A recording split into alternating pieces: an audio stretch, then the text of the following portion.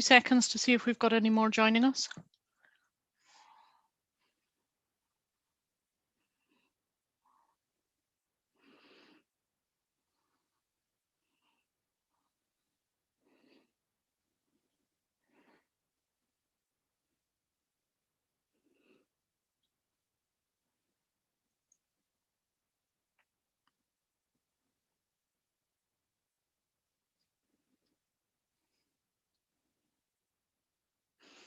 Okay, we seem to have settled. Let's make a start. Good afternoon, everyone. Welcome to the third of our Foundation Project webinars. Lots of you have very loyally come to them all, so welcome back to you, and welcome to anyone who's come along specially for today. We've been highlighting the sort of interim progress of all of our Foundation projects through their interim reports, and 6 of the projects that managed not to be too heavily impacted by COVID are reporting their interim findings through these webinars. This afternoon, we're very pleased. We have Emily Pringle talking about provisional semantics. Emily's from Tate, and we have Pip Willcox from the National Archives talking about her Engaging Crowds project. We have some colleagues following us on the live stream, so hello to you if you're out there on YouTube, and for everyone else, it's great to have you. While the presentations are going on, normal format, turn your camera off, you'll automatically be muted. If you want to ask questions, we're going to do that after both presentations. You can put things in the chat as you go along, just in case you forget them later, or you can just stick a Q in the chat when we come to the question section, and we'll call upon you to stick your camera on and ask your question yourself. If anyone's having connection difficulties, feel free to just type your question into the chat box. Looking to any of my team on the screen, have I covered everything, Carlotta? Yep. Yep. Okie dokie. Then, is it Emily going first? Yes. Okay. Then I will hand over to Emily. Thanks very much, Rebecca. I'm just going to share my screen. Okay. Can people let me know? Someone stick their thumbs up and tell me if that's good. Okay. Thanks very much for the invitation. My name's Emily Pringle. I'm the head of research at Tate. I'm also the PI on the Provisional Semantics, addressing the challenges of representing multiple perspectives within an evolving digitized national collection, a rather wordy title. And I'm representing the research team, and I'm delighted that one member of that research team, Ananda Rutherford, is part of this seminar as well. I've seen her name. So I just want to acknowledge Ananda is here, and also Kim Willcox, who's a member of the research team as well. And so I may well call on them, particularly during the Q&A. But I am representing also the colleagues who are co-Is, Helen Maven, who's at the Imperial War Museum, and Tate Greenhalgh, who's at the National Trust, and Anjali Dalal Clayton, who's at the University of the Arts, London. And I am privileged to represent them. I feel slightly that I'm speaking on behalf of what is a very group effort. Anyway, I will crack on. So just to give you some background to the project, initially our very first thinkings around this project was that we wanted to consider what is we see a fundamental challenge that's facing the TaNC program broadly, and that is how to develop ethical, equitable and transparent readings of the objects in a digitized national collection. So we started really from that position, and then narrowing it down, we really thought and began to focus on this interrogation of how long-standing problematic racist hierarchies and binaries, narratives and perspectives are produced and reinforced, particularly in relation to catalogue entries, object descriptions and interpretive material. So our concern really started with language, and how the problematics of the language that's used to describe objects that are held by museums and heritage organisations that would constitute the national collection, we felt needed to be unpicked and interrogated. Obviously, we're not alone in doing this, and I'll come back to thinking about how we address the other work that's been done in this area. Our aim originally was described in terms of, and this is the wording I think that we put in the original proposal, was to examine how museums and heritage organisations can develop ethical and equitable and transparent readings of artworks and artifacts that include the historically unrepresented perspectives of people of African and Asian descent. However, as the research has developed, we've increasingly come to recognise that this framing is too narrow and the terminology is inadequate. And so just at the moment, I would say what is on this screen is really how we are trying to define the aim of the project. And I'd stress the emphasis on to examine how museums and heritage organisations can develop interpretations, etc. I think we come from a place of acknowledging that there is a degree of awareness of what the problem is, but where heritage organisations and museums can struggle is actually thinking about what methodologies we need to employ in order to address and change these long-standing problematics.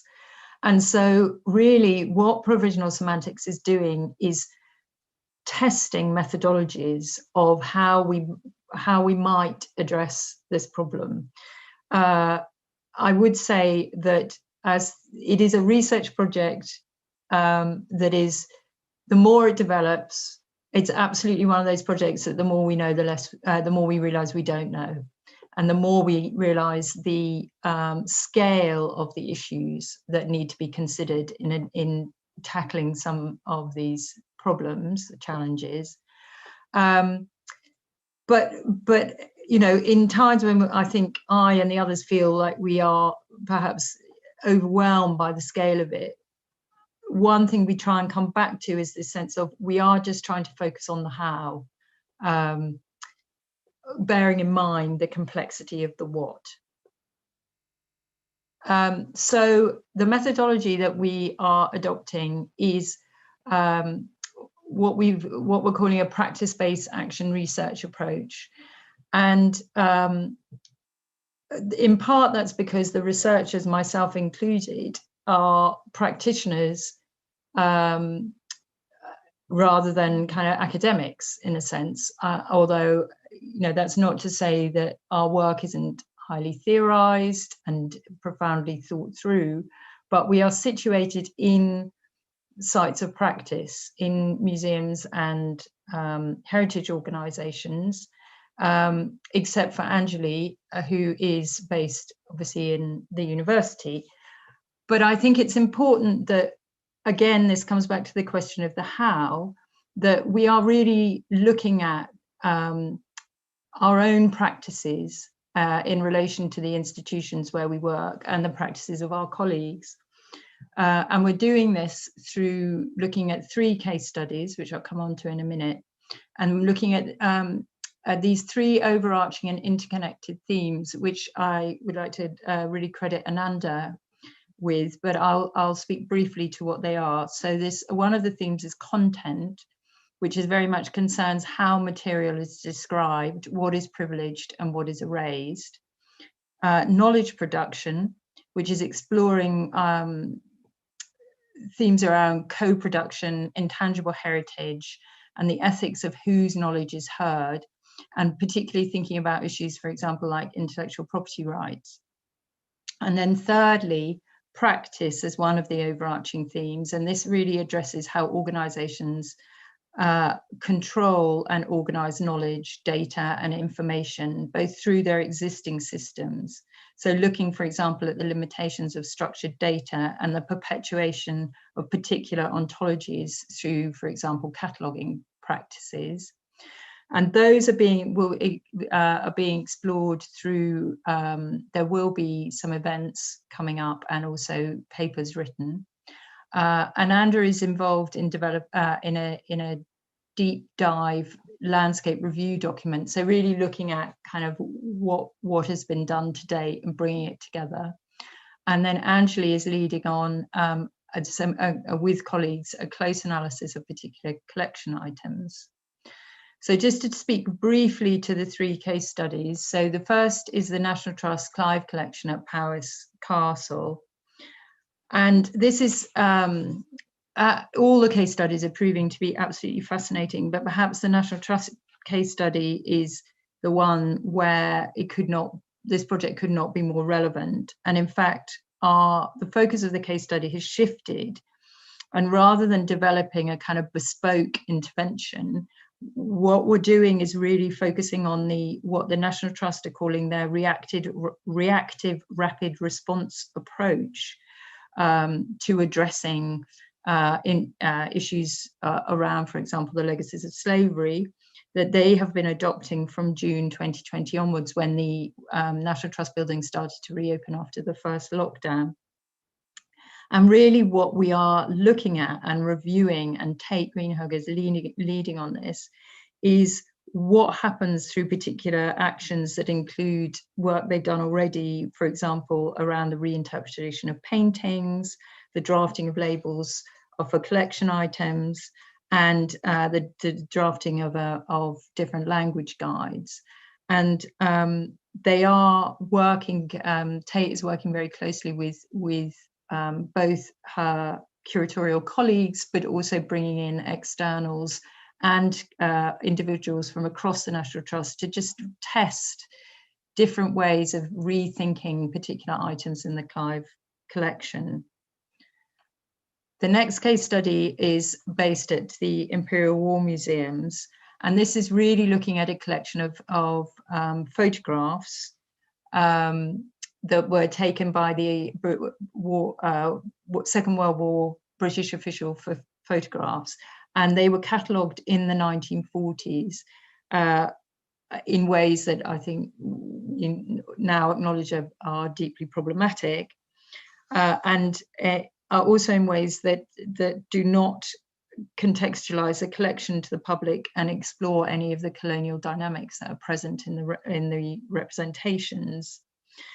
And this case study is examining what happens when different stakeholders are involved in the reinterpretation of that material.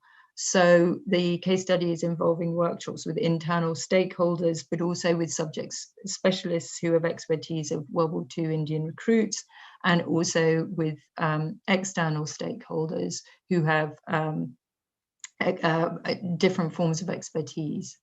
The third case study is at Tate, and this is looking at the Panchayat collection, which is a collection of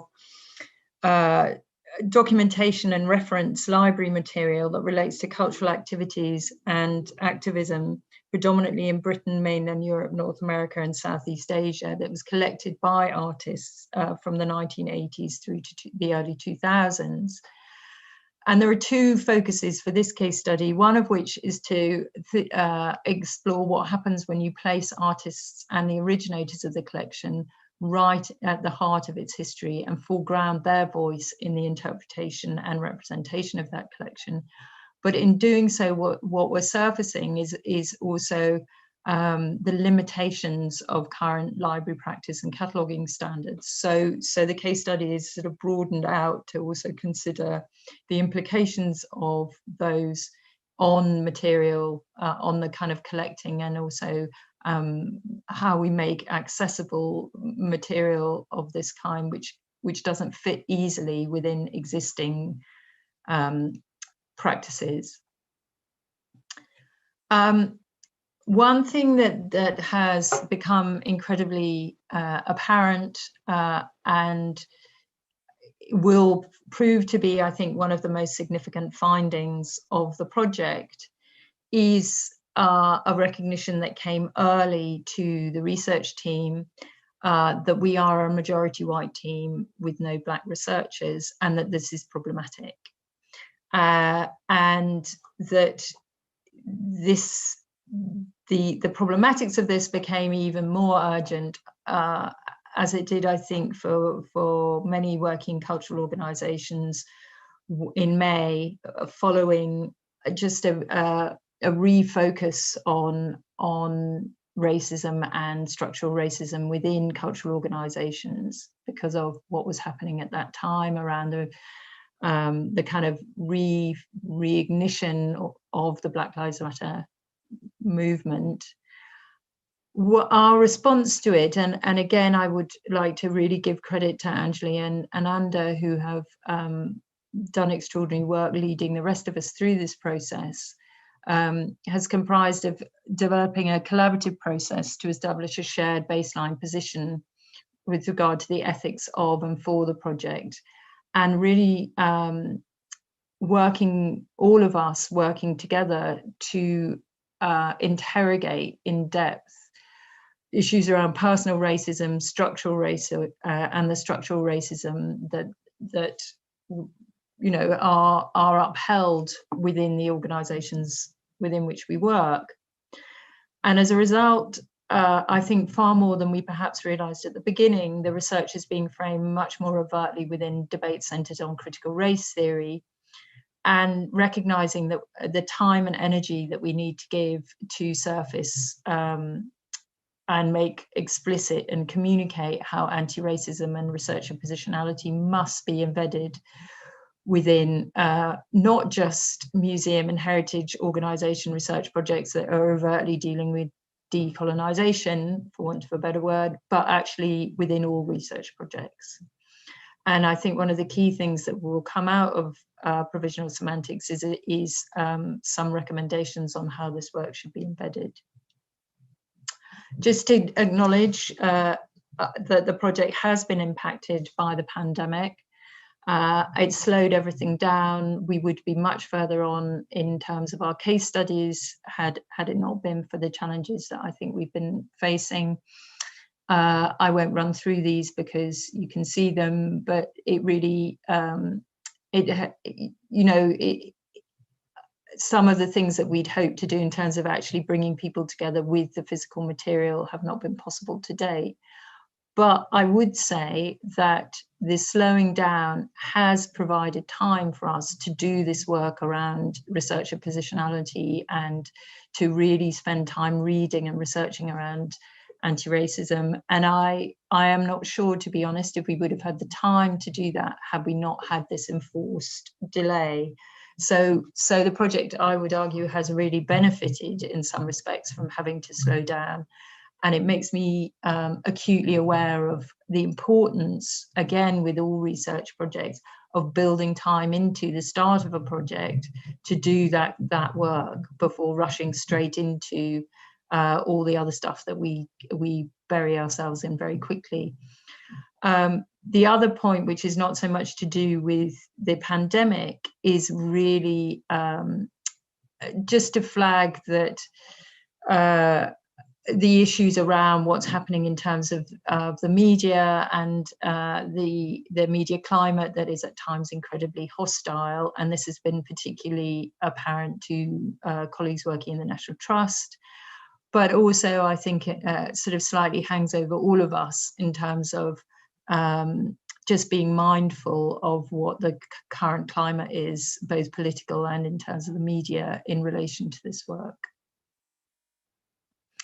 So our interim findings, and I would say that although the project has been slowed down, we can identify findings, sorry about the dog, in relation to two objectives. Firstly, to identify the scale of the problem, and secondly, to recognise what methodologies we think already we can start to advocate for in terms of addressing the issues around how to describe and interpret collections and catalogues. So our initial findings, and this perhaps will come as no surprise to those who have been working in this area for some time, is that project work is not a sustainable way of bringing about change.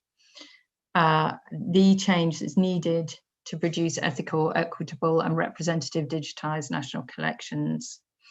What we find, and this is largely through the desk research, but also through our own experience, is that work that has addressed content and language in the name of diversity and inclusion has predominantly taken place on a short-term project basis, with infrastructure, positionality, and the context of knowledge production left largely unexamined and unchallenged.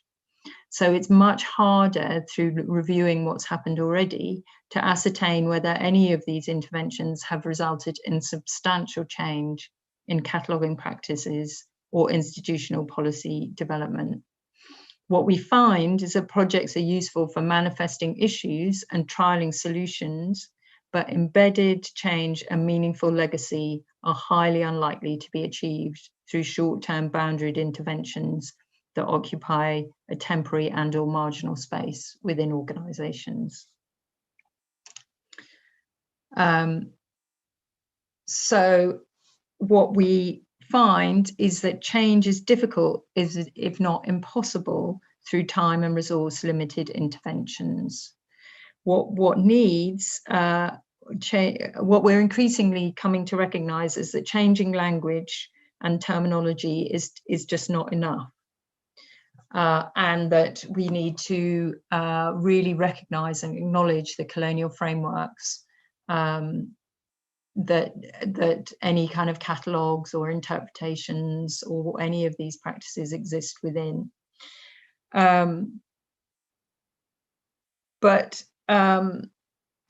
know, what the desk research has found, that there is a huge amount of work that's been done, and that's not to say that this work isn't of value.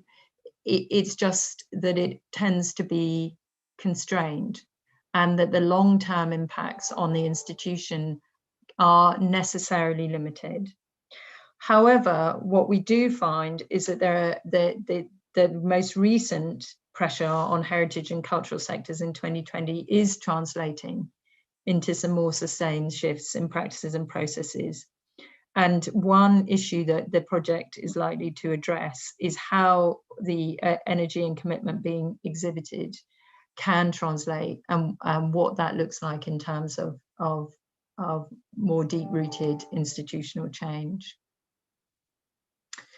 One other finding that we have is that there is a urgent need for more resources and detailed practice guidelines to be provided at a national and sector level. So we welcome the resources that have recently been produced by the Museums and Library and Archives Association, the MLA, but there is a need for more, and a need for sector-wide leadership on this issue.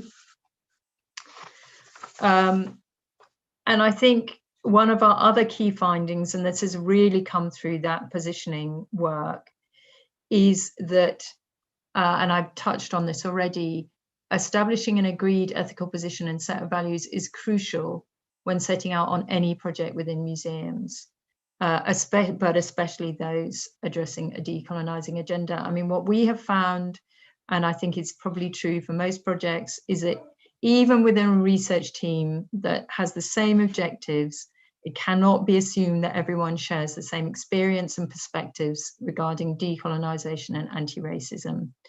And it's vital that understandings are defined and agreed, and concepts, not least because concepts of colonisation, decolonisation and post-colonialism, sorry about that, are contested. And also the differences between structural racism, institutional racism, and personal prejudice and privilege need to be explored within an environment of trust and care. Explicit and active anti-racism needs to be the baseline, you know, for any research project, particularly those addressing decolonisation. Furthermore, again, that what we would argue for really strongly is that sensitive decolonisation work requires ongoing critical reflection individually and through discussion with others, with all terms, frames of reference, opinions, and traditional behaviours and expectations subject to examination. And what we have acknowledged between ourselves is that an approach centred on self-reflexivity is not necessarily something that busy practitioners are familiar and or comfortable undertaking, and it requires support and training. And I'd stress again that this work requires continuous attention and application. Not least because, as those of us working in museums know, the demands of the job in anyone working in an organisation, particularly at the moment, coupled with the quite often a return to delivery-focused practices, a default back to delivery-focused practices, can really derail the necessary critical reflection that's required to undertake decolonising work of this kind genuinely and ethically. So time and commitment are absolutely essential if this practice is to be done authentically. Something that we have found, again, I think all of us on the research team, to be of huge value, and actually more than that, to be absolutely essential, is the importance and drawing on practical resources and reading. And that a practice-based action research approach relies on having the time to do the necessary reading and reflection around. However, what we have found is that not all the material we need is available to museum and heritage colleagues, because texts are often paywalled in academic journals that are not accessible to those who don't have a university or IRO-sponsored access. So again, this sort of speaks to the need for freely available resources. So just to finish up, just to let you know what we're doing next. So we're working in relation to each of the case studies. I think we've identified who our critical friends and subject specialists are for each case study, and setting up the workshops and meetings with those. We will continue with the anti-racism and researcher positionality work right through the project. And we are, Ananda in particular, is refining the research relating to the 3 overarching strands. And just stress that we will continue to explore the potential, whether within the TaNC programme or elsewhere, for a centralised resource. What we've done thus far is in the Provisional Semantics interim report, which is on the TaNC website, we have listed all the texts that we've read and all the events that we've attended with links wherever possible. So in a way, trying to start to share some of the resources that we've gathered with a view to thinking about how those might inform a centralised resource. So I think that's me done. Thank you very much, Emily. Given everyone a huge amount to think about, we'd be delighted if any of your research team want to chip in on the questions later. Absolutely. Okay, we will move on to our second presentation. Pip, over to you. Thanks very much, Rebecca. Could you give me a nod or a thumbs up if you can see the screen? Oh, thanks, Emily. Thanks so much. Thank you, Rebecca, Colin, all the team for organising this, and thanks to everyone for coming today too. I've really enjoyed how our foundation projects are finding out how they're going over these webinars. So thank you very much for all of them. And I'm delighted to be sharing our progress on the Engaging Crowds project with you today and let you know where we're headed next. And my clicker isn't working, sorry. Is that working? Okay. Thank you, Colin. Sorry. You'd think we'd learn, but it seems different every time. Our knowledge infrastructure is a living, growing organism in delicate equilibrium and occasionally in imbalance. It's not only capable of adaptation, change is its life force, and from the inside our eyes are often drawn to its various parts. collections, publishing, research, experimentation, design, funding opportunities. It's a very long list. But once we step outside and look at it in its entirety, perhaps the most notable thing is the people, the researchers, the scholars, scientists, curators, librarians, archivists, technicians, research software engineers, experts of all stripes, many more than these, and the many audiences that for the work that they do. And we might also note that these groups, the experts and the audiences, are not mutually exclusive and quite the opposite.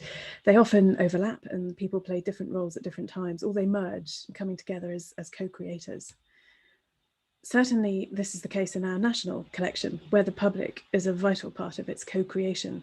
Indeed, engaging with this broad group is one of the pillars of Towards a National Collection, as many or perhaps all of you will know. We've learnt these pillars by heart by now, or have them inscribed on our hearts. So you'll be relieved that I won't be reading them out loud, but they're there as a reminder. And thank you, Colin, for these beautiful images that I took from your website. An area of focus for us at the National Archives, as in so many other heritage organisations, is public participation. And this is where our foundation project, Engaging Crowds, sits. There's a long history of crowdsourcing. It's been with us for centuries. Often when I'm talking about it, I point to Sally Shuttleworth's work at Oxford on 19th century citizen science to illustrate this, or the reading programme that co-created the Oxford English Dictionary. But just last week, I attended a brilliant seminar by Marta Severo from the Université Paris-Nanterre. She was talking as part of the seminar series run by the Venice Centre for Digital and Public Humanities on cultural heritage, participation and platforms, theoretical and methodological challenges. In an exciting and inspiring talk, among many other ideas, she pointed to the 16th century as an identifiable point when the public, albeit a particular privileged subsection of the public, started to engage in scholarship and heritage, including through grand tours. This voluntary engagement in heritage, in research and scholarship more broadly continues today, and it produces excellent work. Lots of this happens in person, or perhaps I should say it did, and we hope it will do again one day. But a step change came a couple of decades ago with the wide uptake of digital technologies, and particularly the broadening access to the web. People with an interest in heritage adopted digital and increasingly web-based tools to share their stories, their histories and their heritage. This extensive online engagement has enabled people to gather and record collections in a form of citizen heritage that has created a truly democratic and vast reservoir of new knowledge about the past. We were just hearing from Emily about the brilliant and important work of the Provisional Semantics project, bringing multiple perspectives to bear on our national collection and ensuring that it includes voices that have traditionally been missing, ignored or suppressed. At the National Archives, our collections are the record of government, and an important part of our work provides additional context for them, focusing on individual or collective lives and stories within those records. And accessible digital technologies provide a raft of means for making these links and surfacing these voices. Part of Marta Severo's research looks at where in the digital world people choose to gather and share their histories, their voluntary work that creates, analyses or annotates collections, and their responses to these. Severo demonstrated that these encounters often happen through where people are, predominantly on social media. And she draws a distinction which she shows is complementary with sites set up specifically for these purposes. They ask people to come to them, to give their time and share their knowledge on what she calls institutional sites. But whether formalized or self-organized or entirely organic, this digitally enabled participation happens now at a size, scale and speed unachievable before the web, and perhaps unimaginable in the 16th century. And this is where we focused our thinking as we considered the opportunity of Towards a National Collection. The potential for reaching audiences and engaging them as active participants in any number of research and heritage endeavours is huge and merits more study to understand and improve it. There are many platforms for this digitally enabled participation. Some are developed in-house to answer particular purposes. This one, for example, is from the Royal Society's Making Science resource, and it's a fantastic example. Thanks to Louisiane Ferlier for sharing the work that she and her colleagues are doing on this at the Royal Society. So this is a site where people are invited on one platform to search, browse and transcribe, translate and feed back on the collection, the one they're working on in particular, are the records of the philosophical transactions of the Royal Society, the 350-year-old and some academic publication.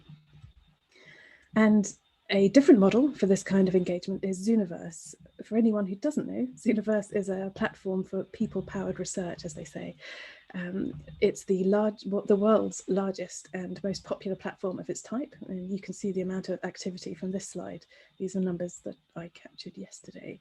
It's based at the University of Oxford and the Adler Planetarium in the United States.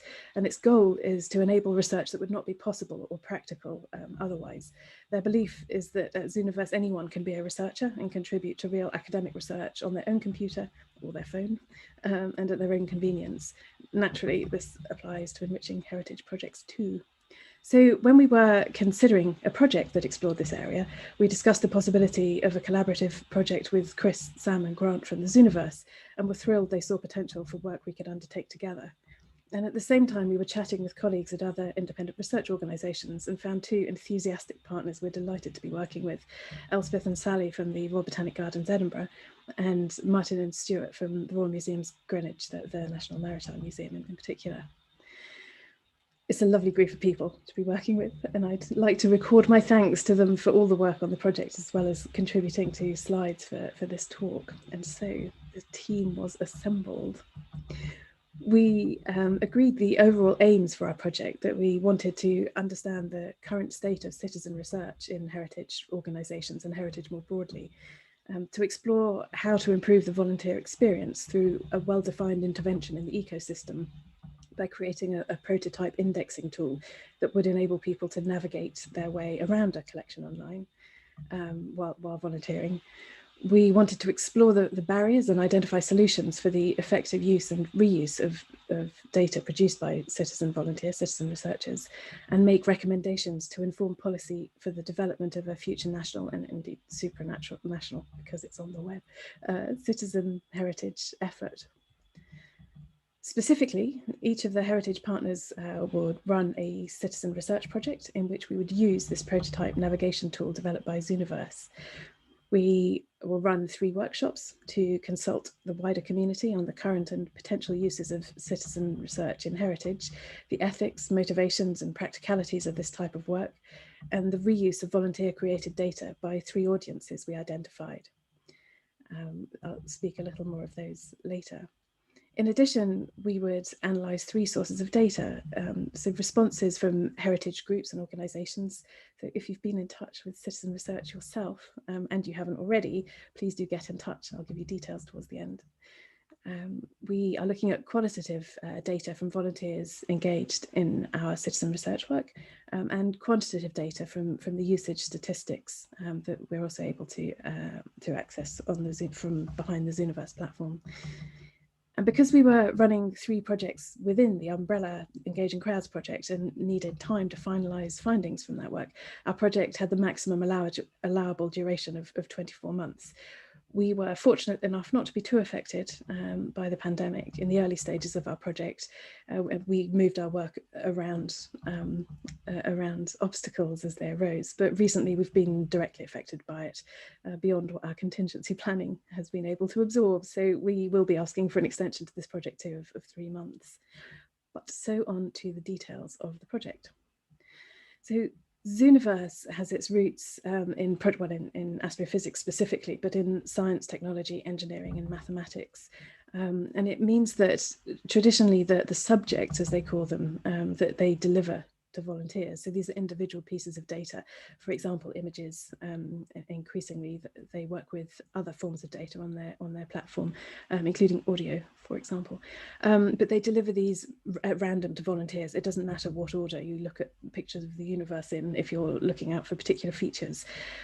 But recent work that they've done to research, support and build new tools and resources for the heritage sector, galleries, libraries, archives and museums, and for humanities professionals and researchers using their platform, have led them to interrogate how elements of the underlying Zooniverse methodology and structure may not be useful across genres universally, including in particular randomized presentation of these subjects. So in other words, some people want to choose what order they see images in, and it's more important depending on what sort of project you're looking at.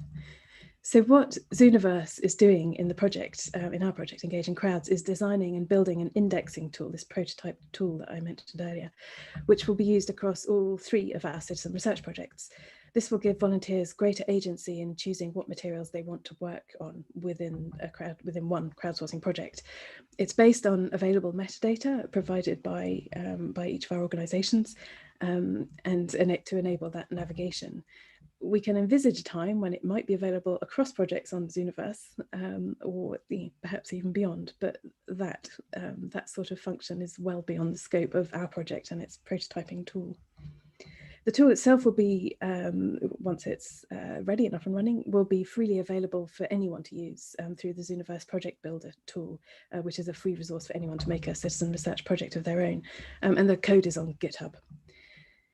Our Zooniverse colleagues are also working with our citizen research project teams individually to help guide us through the process of building an effective crowdsourcing project, with the goal of the right tool choice to produce useful and high quality results for researchers, and a positive experience for volunteers that uses their time efficiently and gives the collection holding organisations data that's useful to them. They're using feedback from researchers and volunteer testers to iterate on the designs for the projects as they launch in turn. And so on to the 3 citizen research projects we're running as part of our project. So first up is Royal Museums Greenwich, working on HMS NHS, the Nautical Health Service. So colleagues at Royal Museum Greenwich's Cared Library and Archive, their staff were looking for a flexible transcription tool to allow volunteers to transcribe a diverse range of archive material, government records, business records, or unstructured personal correspondence and diaries.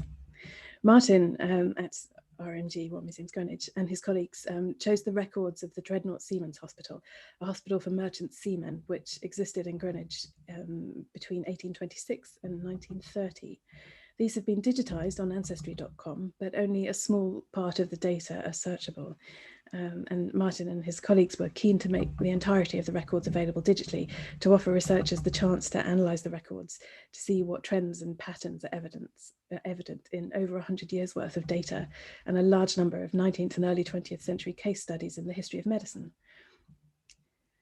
Martin's worked with our Zooniverse colleagues, Sam and Grant, to design a pathway through records for the volunteers to take. And workflows is what we call these. Workflows are the sets of tasks that volunteers complete for each record. Record might be a word that we would use. Subject is what it's called in Zooniverse terminology. But these, with the prototype tool, mean that volunteers can choose, for example, to make progress quickly and transcribe columns for speed, or they can transcribe individual, or they can transcribe whole pages, going right across the page. The second might be better if you want greater immersion in the records. You can follow the human interest stories through them. The first, doing a column at a time, might be easier if you're just setting out, particularly if you're getting used to the handwriting, for example. Following in-house testing, with the help of a super volunteer of theirs called Trevor, HMS NHS is currently in pre-launch testing by the Zooniverse community, so beta testing now. Volunteers will complete a rigorous feedback form, and here it is, the form they're asked to fill in, which will show us how to iterate the project design. And each of the projects, each of the 3 projects in turn, will go on to these various stages of testing, internal and then testing across the project, and then the beta testing with volunteers on Zooniverse before they're live. So Martin and colleagues at the Royal Museums Greenwich plan to train archive staff to use the Zooniverse Project Builder themselves to recruit their own volunteers and develop their own transcription and indexing projects. These will be turned into the cataloguing process for selected projects, providing, for example, material for exhibitions or targeting specific documents within large uncatalogued collections, or identifying research priorities in new acquisitions. And so on to the project based at the National Archives with us, with thanks to Bernard, who's leading on this work, and to Thomasina, an undergraduate placement student who was with us this summer and fed into these design discussions. Will Butler is our record specialist, who's also putting lots of work into this, including giving us something that he calls Will's history lesson, so that we're all up to speed on these particular records. The rest of us are not expert in these, but it was identified as a really rich area to explore. The collection we're working on is the minute books of the Royal Hospital Chelsea, so better known as the place where the Chelsea pensioners lived. And it's the minute books from the period of the First World War. So this was a time when many women were working there. It was a time of great change administratively. Pensions used to be handed out by the two royal hospitals, one in Dublin and one in London, to veterans, and these were shifting to the War Office, so shifting to central government. And there are, minute books sound quite dry, but there are wonderful details in them of daily life at the hospitals, of the people, of shopping lists, medicines, whiskey allocations, and prosthetic limbs, just all sorts.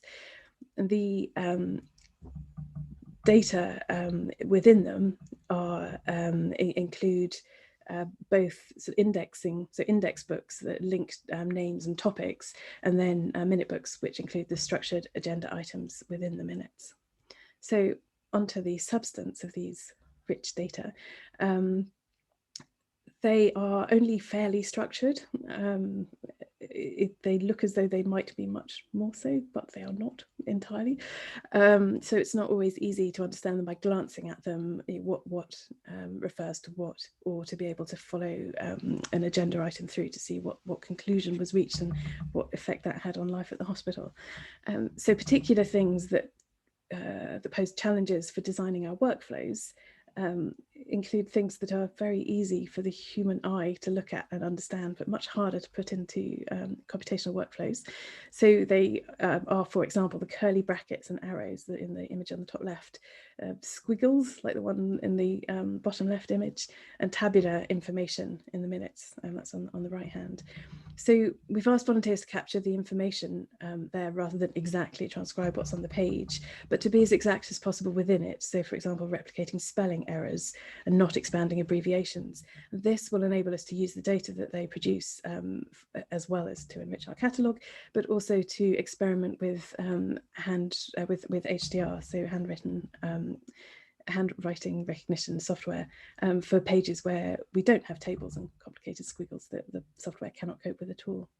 We've got 3 workflows, one for the index pages, one for the minutes pages, and one for underlining. And this will help us enormously when we come to test it against training automated handwriting recognition.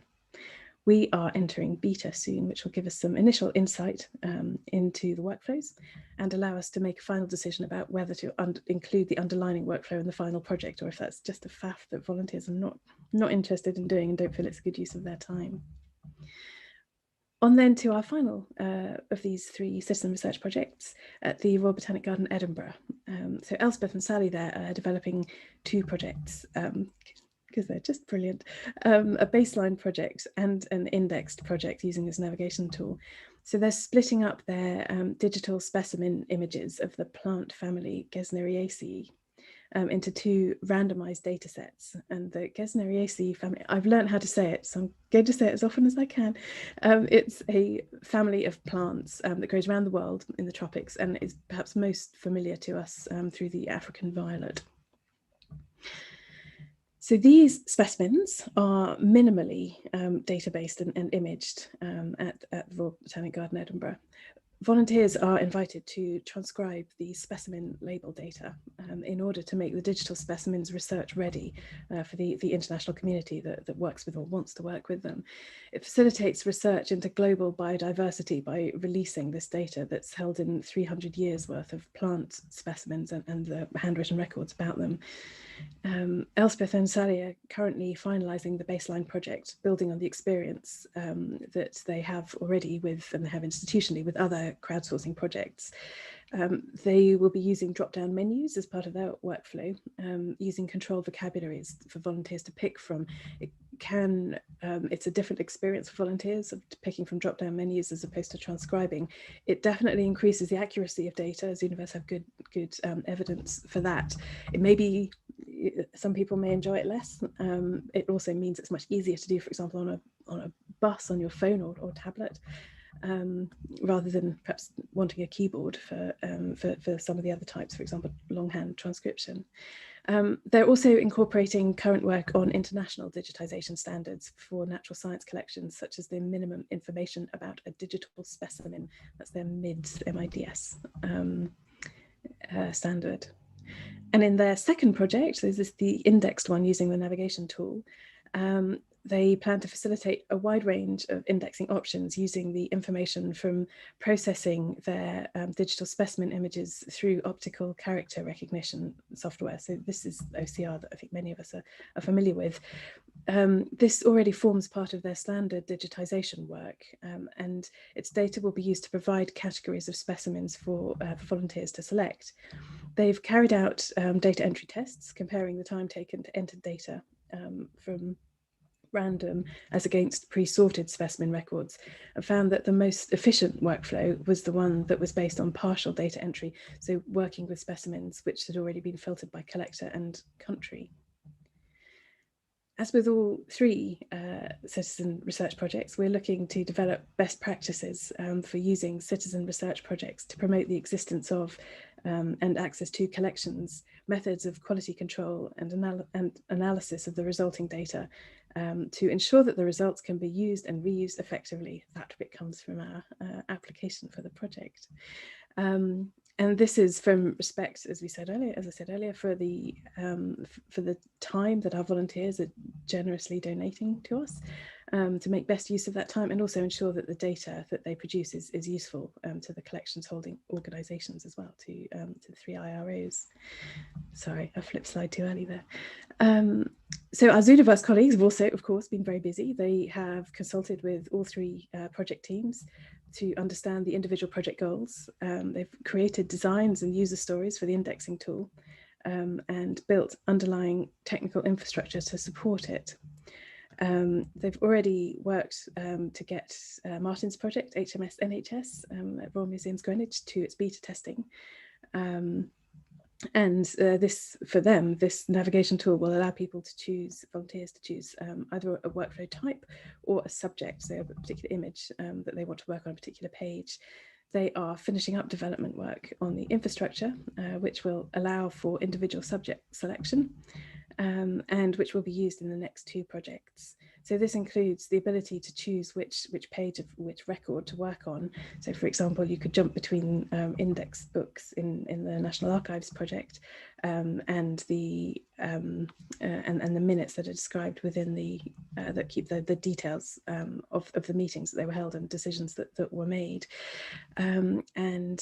Creating Zooniverse are also creating a data infrastructure that allows certain metadata fields to be included in the individual subject so that the navigation tool will work. And this is what it will look like. You can choose what sort of workflow you'd like to follow as a volunteer. So I mentioned earlier that we're also investigating the audiences for heritage data produced by volunteers. To explore this, we're holding one workshop for each of the broad audiences we've identified.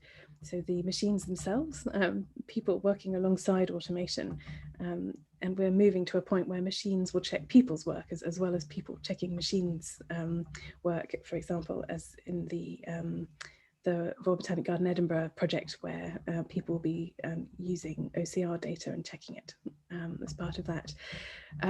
We held that shortly before the formal start of the project, which was the start was slightly delayed, which is why we got our workshop in first. Then a year later, we held the first one was in person as well. Do you remember that? December 2019. Time seems quite distant now. The second workshop was held this December, hosted in Edinburgh, but virtual, of course. And that was getting the perspective of the collections holding organisations, making sure, or understanding what barriers there are and what opportunities there are for them to use volunteer-produced data. And the third workshop we'll look at the volunteer, the citizen researcher perspective, whether they can access, whether they want to access, and whether they have the right skills to make use of the data that they themselves, we, the public, have produced. So I'll say a very brief word about something related to this project that isn't part of it. We feel in our project in engaging crowds that this is important work in its own right. And it also feeds into other work that's ongoing across our organisations. We're all individually as organisations invested in this kind of citizen engagement, citizen research. So, for example, at the National Archives, we have a research fellow in advanced digital methods funded generously by the Friends of the National Archive. Her name is Andrea Coxis, and she's working on data produced in this previous citizen research project, Operation War Diary. So Operation War Diary was a collaboration between the Imperial War Museum, the National Archives, us, and Zooniverse again, to tag and classify the daily diaries of all British Army infantry units on the Western Front. 1914 to 1918, so the same period that we're working on with the records of the Royal Hospital Chelsea. It's really rich data that many people are interested in because it includes a lot of names that don't otherwise necessarily make it into the historical record. So lots of family historians are very interested in this. And the crowdsourcing project, the citizen research project, asks people to tag as well as transcribe parts of the records. And the overarching aim was to unlock this data, this fascinating data, and inspire new audiences to interact with our collection in new and unexpected ways, Andrea says. So this crowdsourcing was undertaken by over 16,000 users, 16,000 volunteers on Zooniverse, and we're really grateful to them, of course, and also looking forward to making this data accessible in every sense of the word. Fun to browse as well as available online. So you've heard from Emily about the challenges the pandemic has brought on all our projects, actually. As I said, we were lucky enough not to be so badly affected early on, but it's come to bite us in recent months. And we're also very aware of the general state of both the university and the cultural heritage sectors. As, for example, we're asking for help or for participation in workshops at a time when people are really thinly stretched. On the upside, however, looking for silver linings is what we do. There are lots of people throwing themselves into online citizen research, and there's good data emerging, not on our projects, which aren't live yet, but on other projects, to suggest that people are volunteering even more of their time into these projects where they're doing worthwhile things. We hope they feel they're doing worthwhile things. They're certainly doing a lot more of it, and finding out whether they think they're doing worthwhile things is part of our project, and something we'll explore through surveys, but also through the final workshop that we'll be running in autumn this year. Another of our challenges is work that relates to something Carlotta's leading on towards a national collection, and that's around licensing and access, and the challenge this presents to projects that join digital cultural heritage resources in respect to ethics and the law and the expectations and aspirations of people who want to use them. It's fantastic having Carlotta and her expertise looking at this from a central point of view, because it's something that, as we're serious about creating a national collection, that we need to crack. So our next steps are that the citizen research projects will go live in sequence as planned, a little later than planned, but they will go live. We're going to survey participants in them and gain qualitative data, we hope, on engagement, on their motivation from that survey. We'll also be analysing the quantitative data from looking at usage statistics from Zooniverse. We're going to report back to our brilliant advisory board that we're really lucky to have helping us, and we have the final workshop that I mentioned.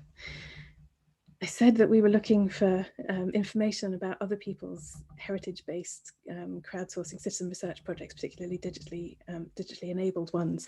If you have anything that you'd be happy to share us, internal reports or blog posts, as well, obviously, as published and peer-reviewed things, do send us any information you have. We'll be enormously grateful for all of it. We can respect confidentiality if that's needed, of course, but would be very grateful. So please do send things our way if you have anything to send.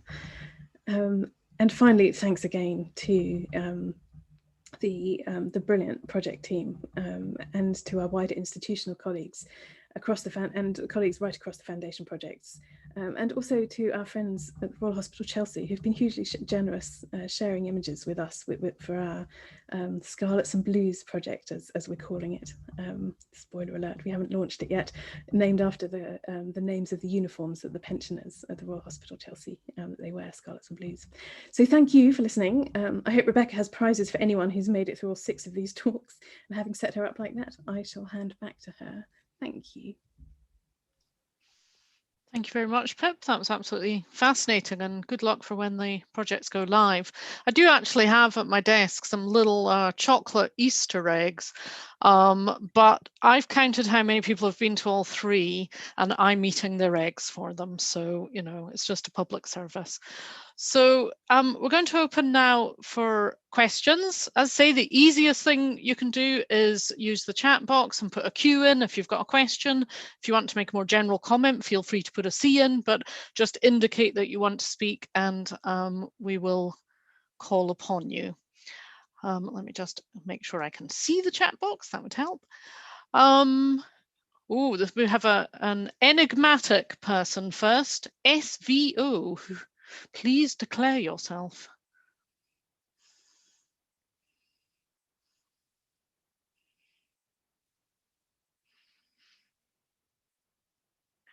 Okay, we got a question in the chat from the identity is simply SVO. Aha, Sarah Ogilvie.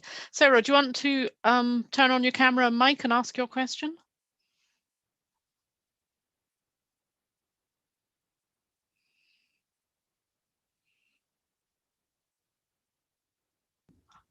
Are you with us, Sarah? I am. Can you hear me? I can. You're hiding behind my chat box, but there we go. Please go ahead. Hello, everyone. Thank you so much, Emily and Pip. They were terrific talks. Pip, I wondered if you could give us a sense of the size of each of those projects, like how many records or subjects will there be for people to engage with and try and help with the tasks? Thank you. Hi, Sarah. It's lovely to see you. I really should know that, shouldn't I? I can tell you for the National Archives one, and I can't remember for the other 2. I could find out and get back to you. It's a small data set that we have deliberately chosen for the National Archives. So it's about 550 odd images. We deliberately chose something that was quite small because so that we could complete it, and it will be really useful. We are hopeful, so one can't take volunteers generously donating their time for granted, but we're hopeful that we'll be able to get it completed, and then it can feed into our catalogue and hugely enrich that part of it.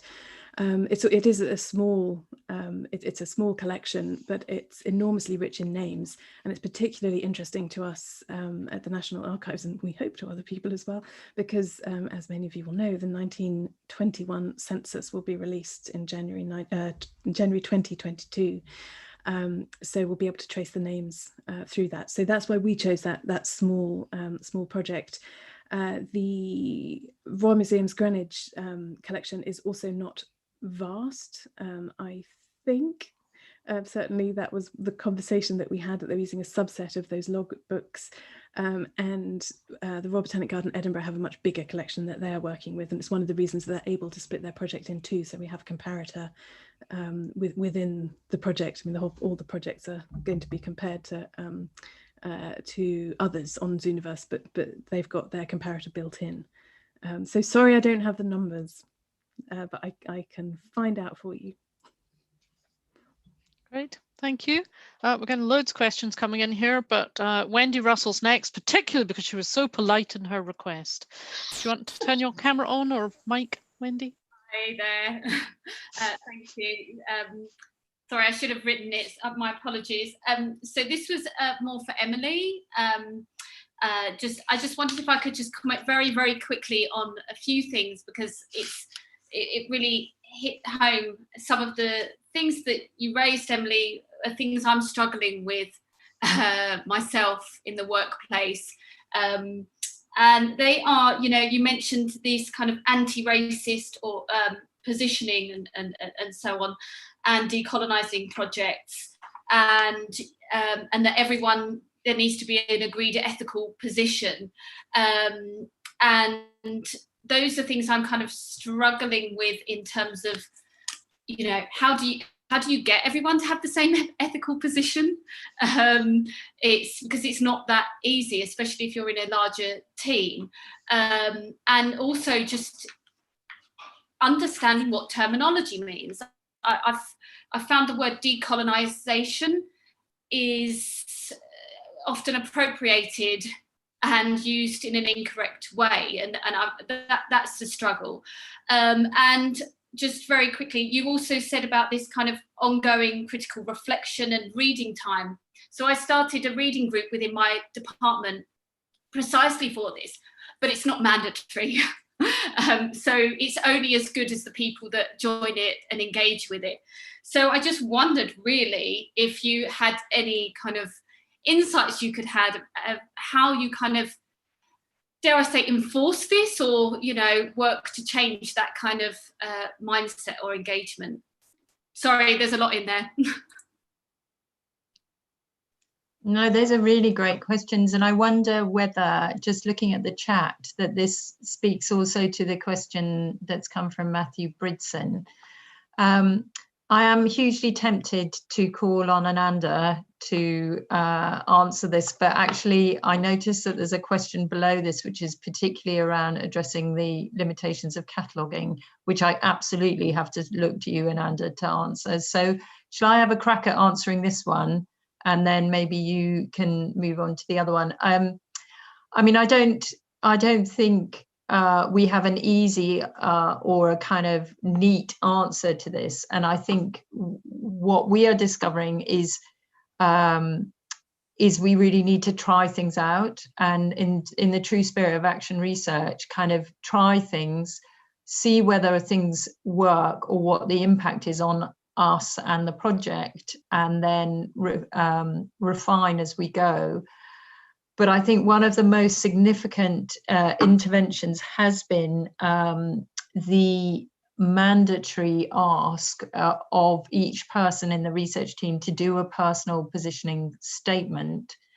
And this is something that, again, Ananda and Anjali very generously provided a set of prompt questions for each one of us to write our own experiences and reflections on ourselves, our families, our experiences of racism, what we felt we brought to the project in terms of our professional experience, our personal experience. And each one of us has written these statements, and we have shared them amongst each other and had a discussion around them. And alongside the writing of that has been mandatory reading. And I think the mandatory is something that is really important. And I think this is where institutional leadership really is required. I mean, we are a small research team, so it's relatively easy, and we are all committed, deeply committed to this work. But I think without, most of the organizations we work within, certainly my own institution, is very hierarchical. So what leadership models and manifests is very significant in relation to this. And I think what working on this project has really prompted me to reflect on is the extent to which enabling or more than enabling staff to engage with anti-racist readings, anti-racist discourse, anti-racist practices has to be a kind of fundamental requirement for anybody working within an institution. It should be a kind of non-negotiable, almost in terms of you know, if you're recruited with a certain expertise, say in curatorial practice, you also have to have you know, or be aware of what ethical anti-racist practice is as well. And I know that's a big ask, but I think that's what this project has taught me. Ananda, did you want to add something? If it's okay and there's time, Rebecca, I just wanted to say to Wendy, in a sort of world where the Telegraph is calling these things sort of leftist indoctrination, there is no, when we say mandatory, it's actually about establishing shared values. And I for one, don't think that there's an opposite to, you know, you are racist or you're anti-racist. It's not really in the BBC way of getting balance on this issue.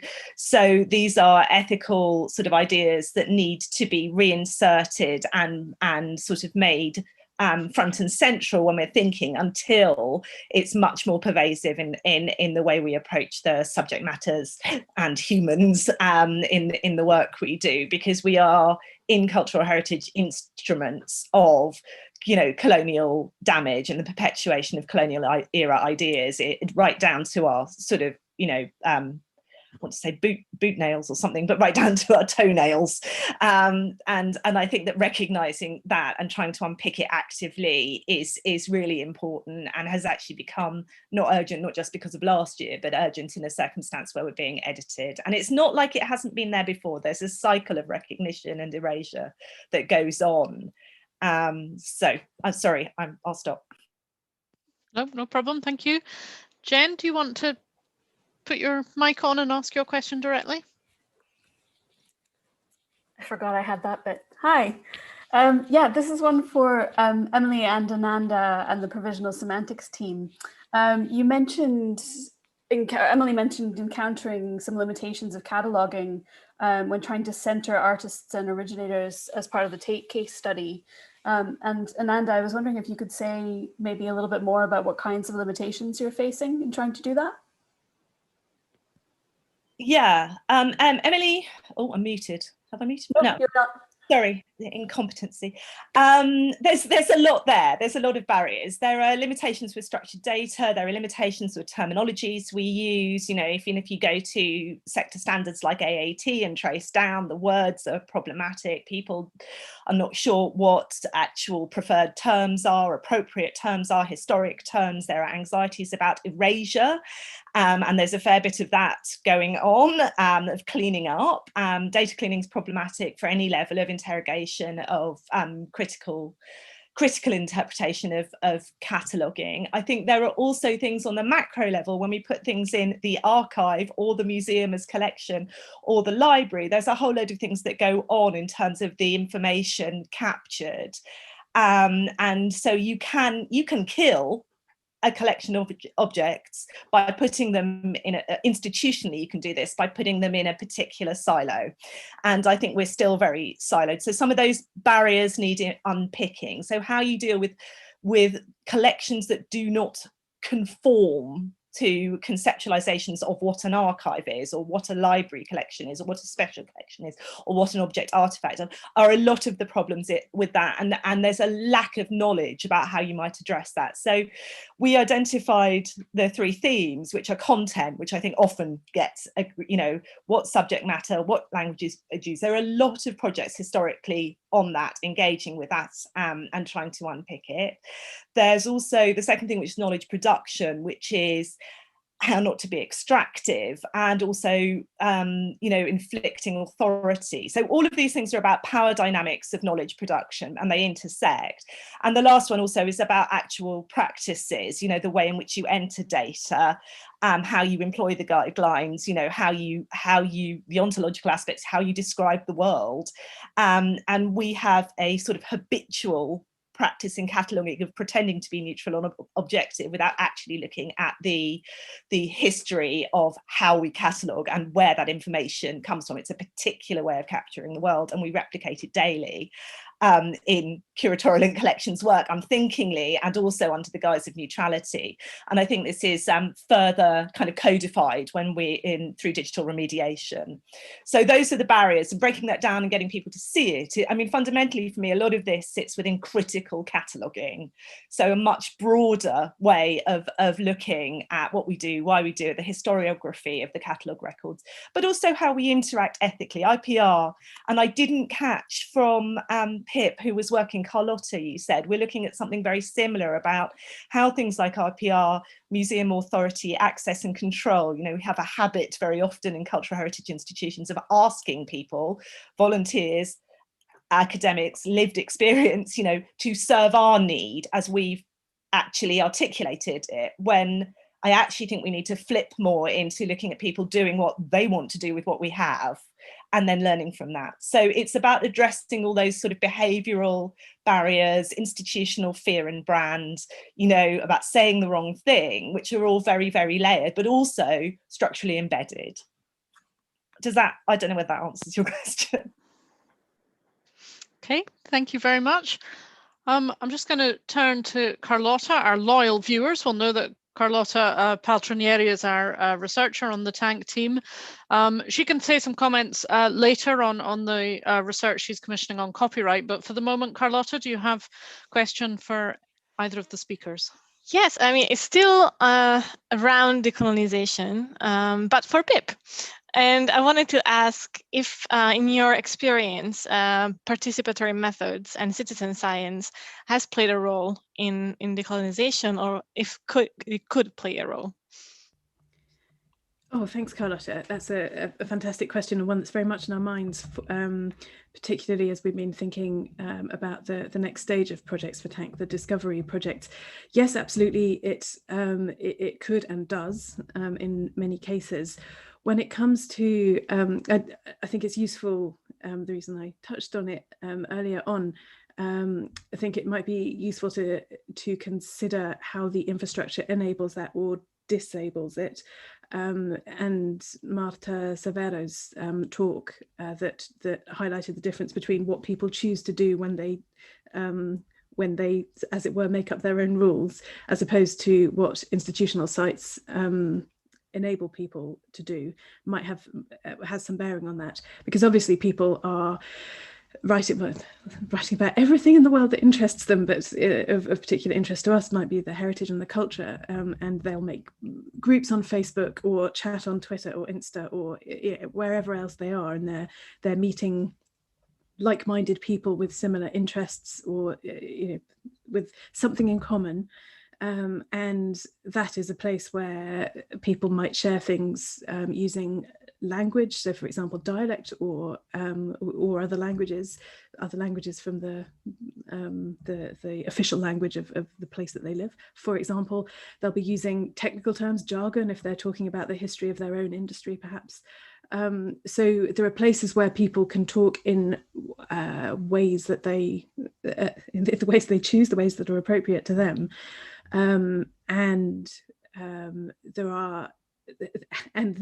are the institutions that we know well who have very structured catalogues that, and Emily and Ananda and their colleagues can talk more to this than me, but the catalogues are the infrastructure that reflect the dominant mindset of the day. For example, at the National Archives, we have the record of government, so our records are arranged by government department. It couldn't be more top down than that. So it depends. We could create projects that enabled it, and or work that looked, obviously with respect and permission, at collections that other people had assembled.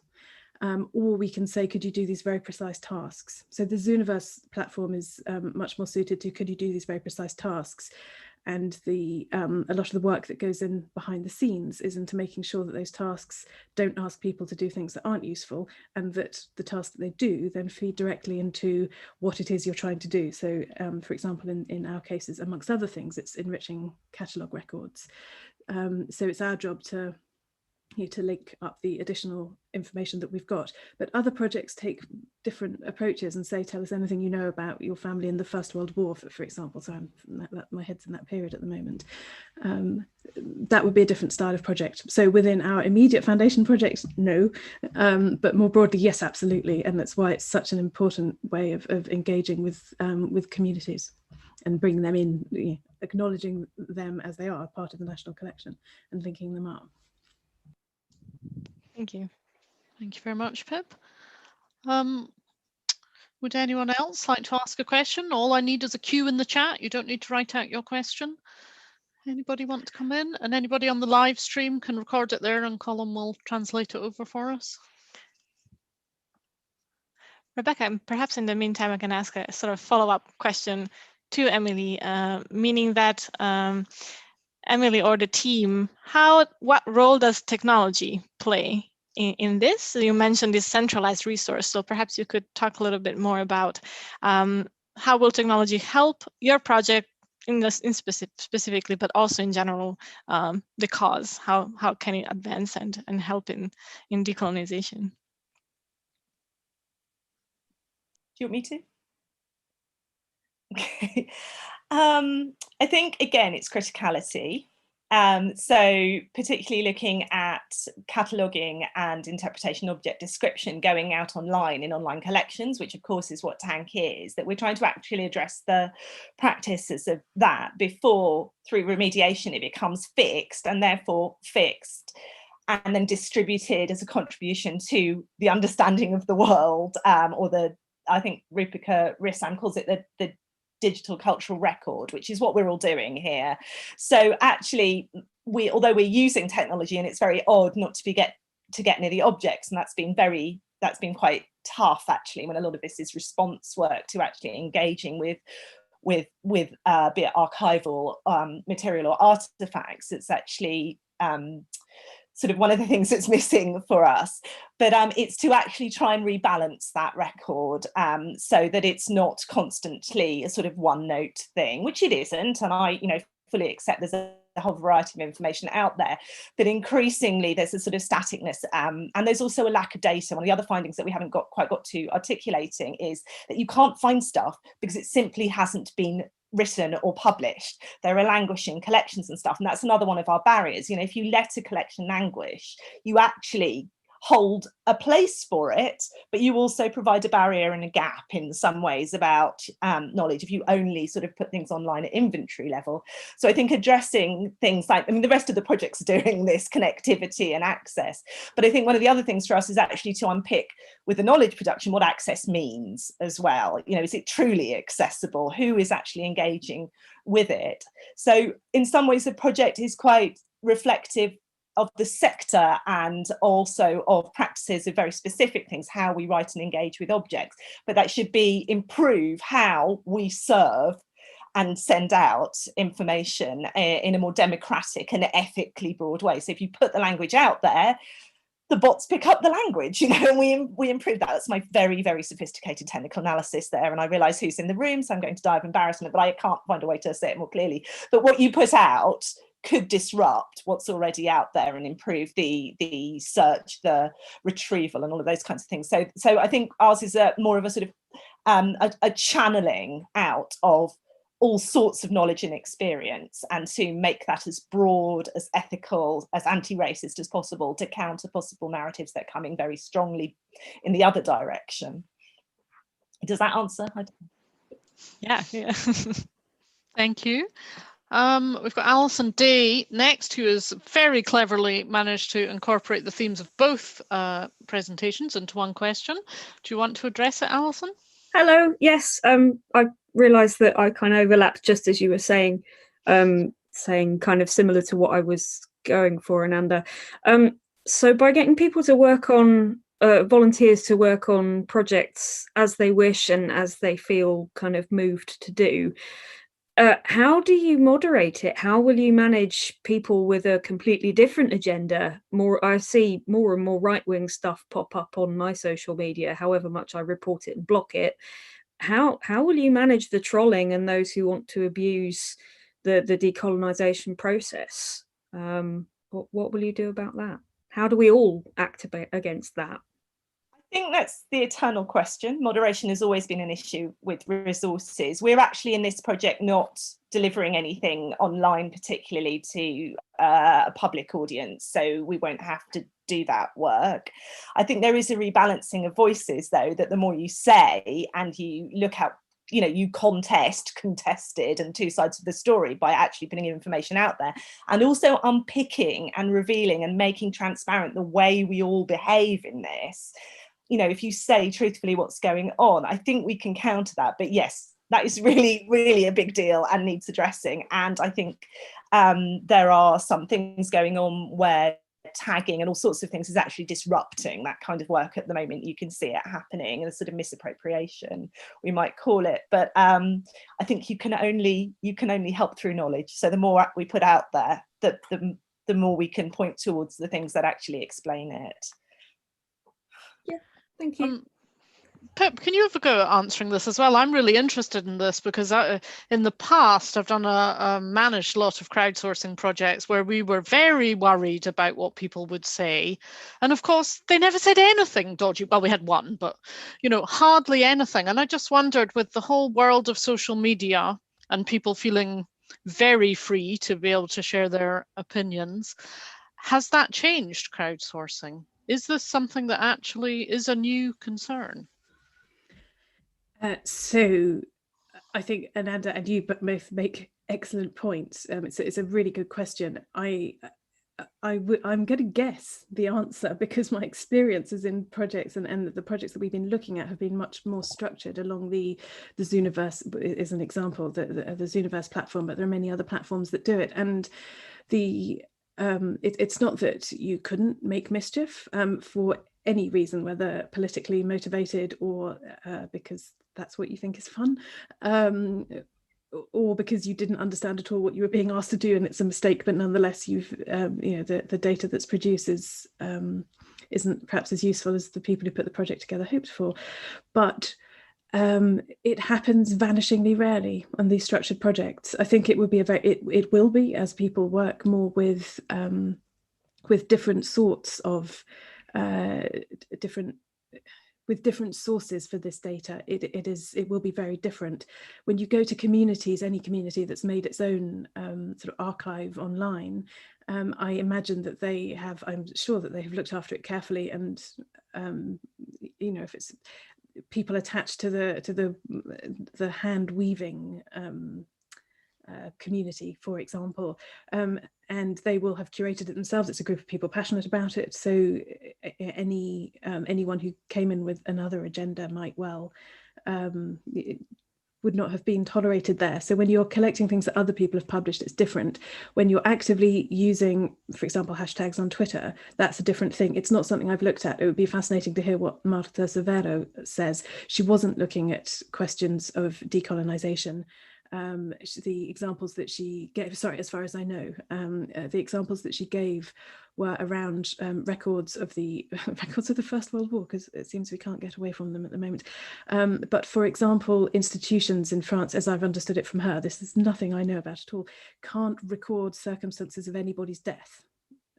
However, lots of people want to know how and where people involved in warfare met their ends, and so they've deliberately, the people running the project deliberately sort of seeded a hashtag on Twitter and asked people to transcribe things on Twitter, which they couldn't do on their institutional site, and asked for other contributions to it. So where people are using those mixed methods, those mixed crowdsourcing media, I'm sure it will become more of a focus. But currently, even in projects which might be seen to be more sensitive, so for example, looking at records of people who were enslaved and sales records from markets and so on, and this is projects that are being done in the United States. When I've looked into work that their work reporting on them, it doesn't happen. People don't come to these sites in order to make mischief, or deliberately intervene in them. So yes, watch this space. Can I follow that up a little bit just quickly? As a sort of overlap from what you've just said, with your mention of the hand weaving community. I'm part of the knitting community, and there has been an absolutely outstanding amount of stuff on social media about cultural appropriation, about racism. There's been an awful lot of trolling and name calling, and it was just insidious. It was there already because it's a bigger group, and we might be luckier that some of these echo chambers, for want of a better word, are smaller in the heritage sector, but something that becomes big and international, there are people within that with agendas, and that's what we're here to address. So my question was more, how do you deal with people who are already inside with opinions that are problematic? So this is not something that I've studied, so I don't have an answer for you. So I when I was talking about the hand weavers that a colleague of mine has studied, worked with that community, they have their own digital resource. So then it's not social media where anyone can pile into a conversation. They choose what to publish on it. So I think we're not comparing like with like. It may well be that there are people who would want to intervene in those conversations in ways that you describe as problematic as well. So it's not something that I have looked at yet. Okay, thank you. Thank you very much. I'm afraid we've run out of time. Thank you for your question on the chat, Elizabeth, but I'm afraid we don't have time to address it. But if either of the speakers want to send her any kind of quick response on the chat before we shut down, that would be very helpful. So thank you so much, everyone, for joining the seminar and joining the discussion. And particular thanks, of course, to all those who have made it through all 3 seminars and heard about 6 of our projects. The remaining 2 projects, when they are fully underway and working full time, we will organise a seminar in the future for the remaining 2 projects to report when they're ready to do that. So just want to say thank you so much for both our speakers, also for Ananda for fielding some of the questions there, and thank you everyone for coming, and please stay part of the TaNC community. Thank you very much.